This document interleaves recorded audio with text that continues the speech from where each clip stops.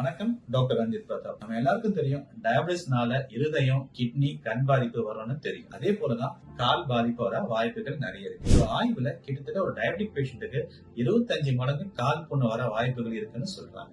ஒவ்வொரு 20 செகண்டுக்கும் நம்ம ஒரு பகுதி இல்லைன்னா முழு காலை நம்ம இழந்துட்டே இருக்கோம். குறிப்பா 85% சுகர்னால வர ஆபரேஷன் எல்லாமே சாதாரண ஒரு புண்ணுனாலதான் ஆரம்பிக்குது. சோ கால் பராமரிப்பு ரொம்ப ரொம்ப முக்கியம். கால் புண் ஏன் வருது? குறிப்பா 3 காரணங்கள் இருக்கு. முதல்ல கால் நரம்பு பாதிப்பு, அடுத்தது கால் ரத்த குழாய்கள் பாதிப்பு, கூடவே இன்ஃபெக்ஷனால உங்களுக்கு கால் பாதிப்பு வர வாய்ப்புகள் அதிகமா இருக்கு. கால் புண் வராம இருக்கிறதுக்கு என்னென்ன பண்ணணும்? டெய்லி முகம் பாக்குற மாதிரி கால் பாதங்கள் குறைஞ்சது 2-3 வாட்டி ஒரு கண்ணாடினால பாக்குறது பழகிக்கணும். ரெண்டாவது, கால் விரல் இடுக்கல ஏதாவது புண்ணு இருக்கா, சேத்து புண்ணு இருக்கான்னு செக் பண்றது நல்லது. அடுத்தது, ஒவ்வொரு வாட்டி செருப்பு வாங்கும் போது உங்களுக்கு ஈவினிங் டைம்ல போயிட்டு செருப்பு உங்க அளவுக்கு ஏற்ற மாதிரி சூஸ் பண்றது நல்லது. ப்ராப்பரா எம்சிஆர் சாஃப்ட் இன்சோல் இருக்கிற மாதிரி உங்க கால் அமைப்புக்கு ஏற்ற மாதிரி வாங்கிக்கிறது நல்லது. கண்டிப்பா வெறுங்கால நடக்கவே கூடாது. வீட்டுக்கு உள்ளேயும் சரி, வீட்டுக்கு வெளியவும் சரி. அதே மாதிரி ஸ்மோக்கிங் ஹேபிட் இல்ல ட்ரிங்கிங் ஹேபிட் இருந்துச்சுன்னா கண்டிப்பா இது கால் நரம்பு பாதிப்பு அதிகப்படுத்தும். கூடவே உங்களுக்கு டயபிட்டிஸ் இருந்துச்சுன்னா 2 மடங்கு ரொம்ப அதிகப்படுத்தும். சோ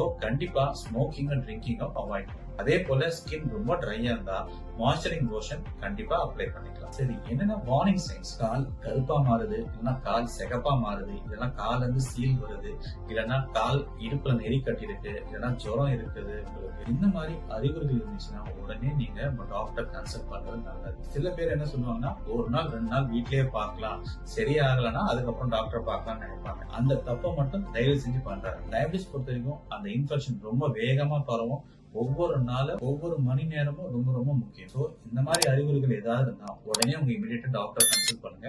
உங்க காலை காப்பாத்திக்கலாம்.